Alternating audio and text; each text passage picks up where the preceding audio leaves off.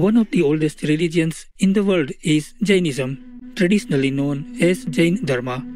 Originating from ancient India, Jainism centers around concepts such as right perception, right knowledge, and right conduct. Practicing these principles can lead to the attainment of moksha, or realization of the soul's true nature. The concept of ahimsa or non-violence is of equally great importance in Jainism. Thus, with compassion for all life, practitioners of Jainism follow a pure vegan or plant-based diet. Jains follow the ancient wisdom of the 24 Tirthankaras or lineage of prophets. Their teachings comprise the Agam Sutras, which are the religion's holy scriptures. The last Tirthankara was Lord Mahavira, who was born a prince of the Vaishali kingdom around the 5th to 6th century BC.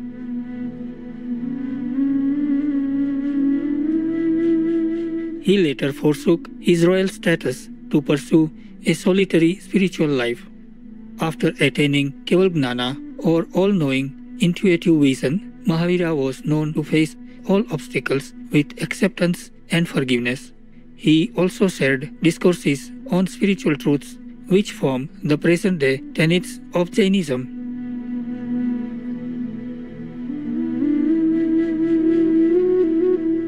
Supreme Master Chengai has given tribute to the spiritual greatness of Lord Mahavira as during this lecture in Taiwan, also known as Formosa, on June 23, 2019. I don't know if anyone in the history of mankind could have done or could be doing or will be doing such a asceticism, such a sacrifice like the Lord Mahavir. Okay? That's why I want to read it to you. His heart was filled with equanimity and compassion. His face beamed with a spontaneous smile. Why does he feel compassion after he have this power? Because he can feel what the humans or beings around him or in the world feel.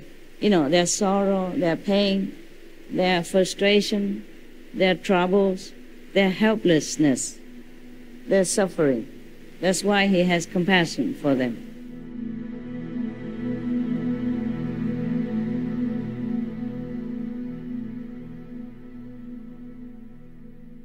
We present to you today excerpts from Book 1, Lecture 11, from Jainism's Sutra Kritanga Sutra. First Book, 11th Lecture, The Path. What is the path that has been preached by the wise Brahmana, that is Mahavira, having correctly entered upon which path a man crosses the flood of samsara, which is difficult to pass? O monk and great sage, tell us this best path, which leads to liberation from all misery, as you know it. Tell us how we should describe that path. If somebody, a god or a man, should ask us about it, if somebody, a god or a man, ask you about it, tell them the truth about the path. Listen to me. The very difficult path explained by the Kasyapa, following which some men from this earth have formerly passed over the samsara, like traders over the ocean pass over it even now, and will pass over it in future. This path which I have learned, I shall explain in due order. Man, listen to me. Earth lives are individual beings, so are water lives, fire lives, and wind lives, grass, trees, corn, and the remaining, namely the movable beings. Thus are enumerated the 6 classes of living beings. These are all the living beings. There are no more besides. A wise man should study them with all means of philosophical research. All beings hate pains, therefore one should not kill them. This is the quintessence of wisdom, not to kill anything. Know this to be the legitimate conclusion from the principle of the reciprocity with regard to non-killing.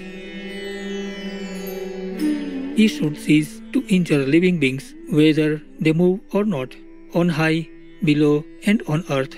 For this has been called the nirvana, which consists in peace, master of his senses, and avoiding wrong. He should do no harm to anybody, neither by thoughts, nor words, nor acts. A wise man who restrains his senses and possesses great knowledge should accept such things as are freely given him, being always circumspect with regard to the accepting of alms and abstaining from what he is forbidden to accept.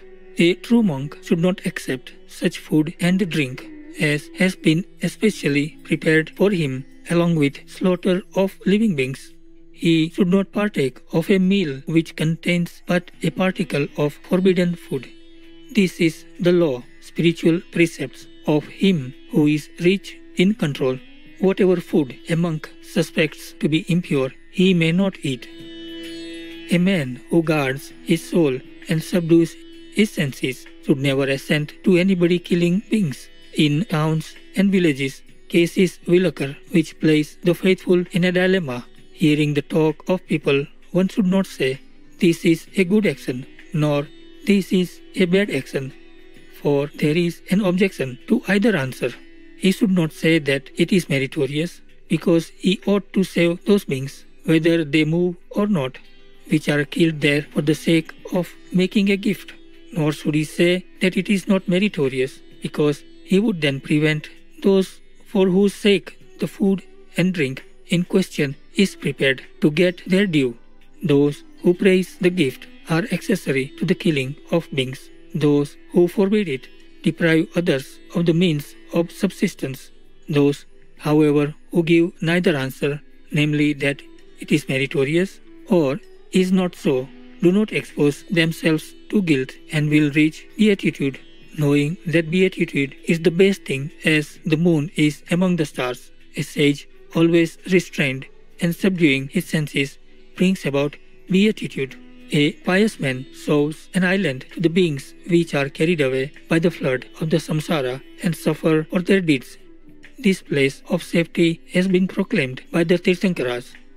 He who guards his soul, subdues his senses, puts a stop to the current of the samsara, and is free from asravas, is entitled to expound the pure, complete, unparalleled law, spiritual precepts.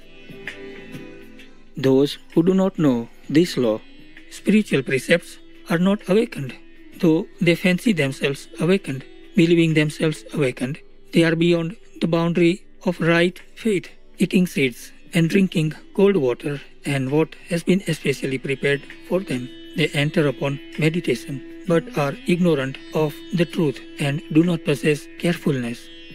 As darkas, herons, ospreys, cormorants, and pheasants meditate upon capturing fish, which is a sinful and very low meditation, so some heretical, unworthy sramanas contemplate the pursuit of pleasures. They are sinful and very low like herons. Here, some weak-minded persons, abusing the pure path, enter upon a wrong path. They thereby will go to misery and destruction. As a blind-born man getting into a leaky boat wants to reach the shore, but is drowned during the passage, so some unworthy, heretical sramanas, having got into the full current of the samsara, will incur great danger. But knowing this law, spiritual precepts, which has been proclaimed by the Kasyapa, a monk crosses the dreadful current of the samsara and wanders about intent on the benefit of his soul. Indifferent to worldly objects, a man should wander about treating all creatures in the world so as he himself would be treated. A wise man, knowing and renouncing excessive pride and deceit, in short, giving up all causes of worldly existence, brings about his liberation. He acquires good qualities and leaves off bad qualities. A monk who vigorously practices austerities avoids anger and pride. The Buddhas that were and the Buddhas that will be, they as it were have peace as their foundation, even as all things have the earth for their foundation. And if any accidents whatever befall him who has gained that foundation, He will not be overpowered by them as a mountain by the storm. A restrained, very learned, and wise monk should accept such alms as are freely given him, being free from passions and waiting for his end. This is the doctrine of the Kevallin, thus I say.